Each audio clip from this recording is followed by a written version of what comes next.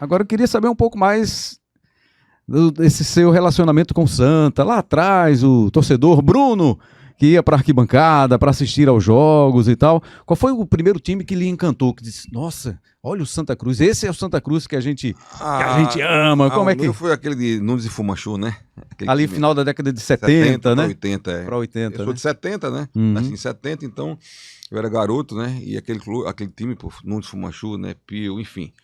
É um timaço, né? E aí, eu já como adolescente, eu lembro muito de um jogador. Eu falava isso ontem, inclusive, numa roda de amigos. Um jogador que tinha um Betinho também, que era um craque, né? Joãozinho, ponta esquerda, enfim. Givanildo, né? Carlos Alberto Barbosa, lateral. Pedrinho Paranhos, Pedrinho, lateral esquerdo. Enfim, eu lembro muito do meia do Santa Cruz, que esse, quando eu era garoto, já virando adolescente, eu ia para o campo só para ver ele jogar. Que era o Enágio. Enágio? O Enágio Sergipano? Sergipano, né? Ele era um cara com o nosso camisa 8. Eu era apaixonado pelo futebol do Enágio. Ainda lembro, isso é fato. Quando o Zico aposentou-se no Flamengo, ele foi para o Flamengo para substituir o Zico. Daí você vê a qualidade do jogador, né? Depois, infelizmente, se perdeu aí na vida, faleceu até, mas esse jogador me marcou muito. E alguns jogos que também, né, foram emblemáticos, né? Eu acho que em 93, por exemplo, no Supercampeonato. Aquela virada em cima do Náutico, é? Não, ali 83, no caso, o Supercampeonato. 83 foi o Supercampeonato. Foi Gomes que fez o último gol. Isso, nos pênaltis. Furqui, Gomes, aquele time lá. E a gente foi campeão e eu estava em campo, eu tinha 13 anos. Acho não, foi publicado, eu acho, 90 mil pessoas. Tinha mais de 100 mil pessoas no campo, mais de 100 mil, nunca esqueço isso. Teve também 93, que foi aquela virada antológica contra o Náutico, né? Gol de Célio no final. E que o Washington foi expulso, né? Aquela celeuma toda. E também um jogo que me marcou, aí não foi de Santa Cruz, estou falando em termos de público, foi a Copa 94, Brasil e Bolívia 6-0, que também eu acho que a gente chegou a colocar 100 mil pessoas ali. Foi publicado em 90 e alguma coisa. Então foram, assim, jogos que me marcaram muito, né? E, enfim, eu fui sempre um jogador jogador não. Sempre sonhei em ser jogador, né? Quem não sonhou em ser jogador, né? Desde pequeno. Tem pelo menos? Não, rapaz, eu até não dava, né, pra tentar. Meus pais não deixavam, ele tem que estudar. Mas assim, quem nunca sonhou, né, quando era jovem, em ser jogador, né? Mas eu ia para todos os jogos de Santa Cruz, todos. Eu tinha um grupo de primos, a gente ia de ônibus, enfim, era uma algazarra. Lembro bem que um presente que eu pedi à minha mãe na época era fazer uma bandeira enorme. Quanto maior era mais pujante aquilo. E aí ela me deu os tecidos, comprou lá na Zé Araújo, os tecidos, né?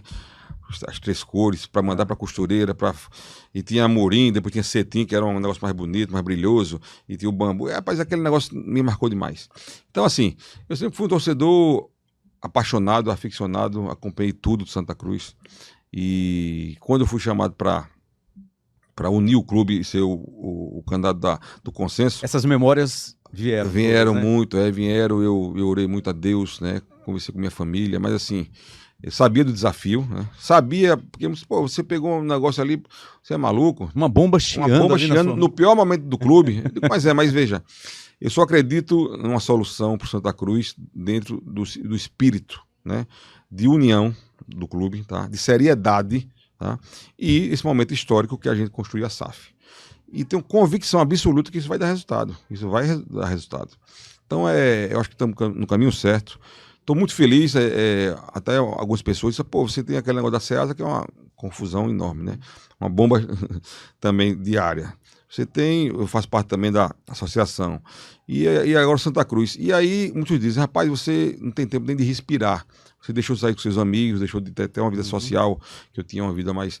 Mas nunca a gente viu tão feliz. Veja que coisa, que paradoxo, né? Tanta preocupação, tanta confusão na cabeça, tanto problema, mas algumas pessoas que são mais próximas dizem, nunca a gente viu você tão incentivado, assim, tão feliz nesse momento. Então, assim, eu estou dando o melhor do que eu tenho, tá? Tenho a convicção que estou dando o melhor do que eu tenho e muito grato a Deus pela essa oportunidade e também agradecer mais uma vez a minha diretoria, né, aqueles que estão trabalhando conosco dia a dia, sábado, domingo, feriado, enfim, dando o seu melhor para surgir o nosso clube. Quando não está preocupado com questões do Santa Cruz, questões da SEASA, da associação, o que é que o senhor faz? Só vai dormir, né? Vou descansar, né? Rapaz, hoje eu tenho... Porque a família, como o senhor disse, né? Ó, vamos lá, vamos chegar junto, vamos ficar mais tempo. Não, eu agora eu tenho 2 netos, né? É. O Joaquim e a Cecília, que são a minha vida, que me deram mais gás ainda. Mas, afora isso, eu gosto muito de futebol, né? De esporte como um todo, né? Adoro basquete, NBA, eu acompanho, tá? Mas o futebol é diferente. Então, assim, é verdade que todas as vezes que eu tô em casa, sempre tô nos canais lá, né? E sempre o pessoal, mas futebol de novo, mas gosta, né? Eu tô muito feliz, eu faço o que eu gosto e, assim, muito feliz de poder dar minha participação, a minha parcela de contribuição ao surgimento do clube.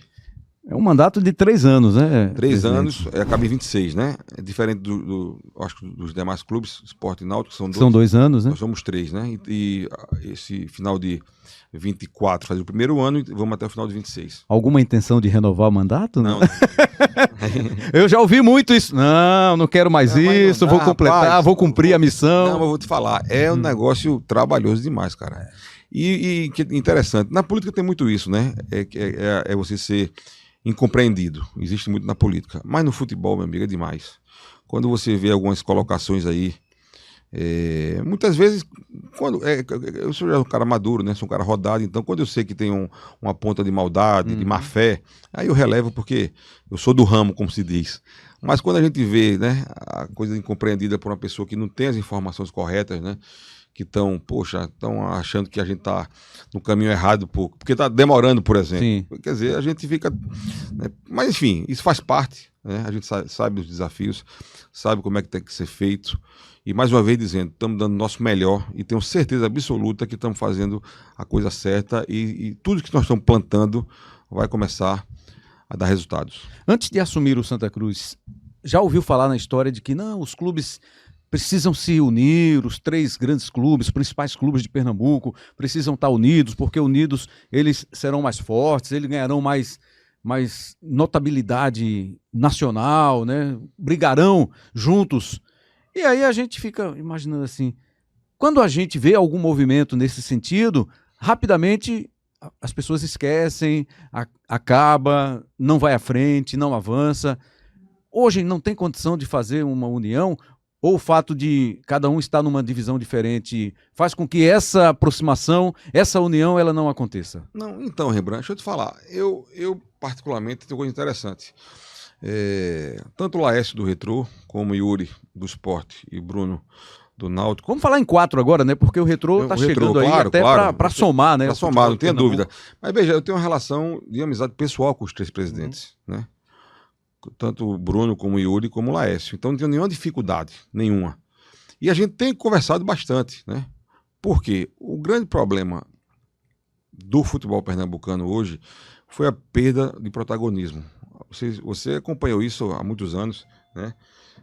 Pernambuco era infinitamente à frente dos demais estados do Nordeste, Norte nem muito menos.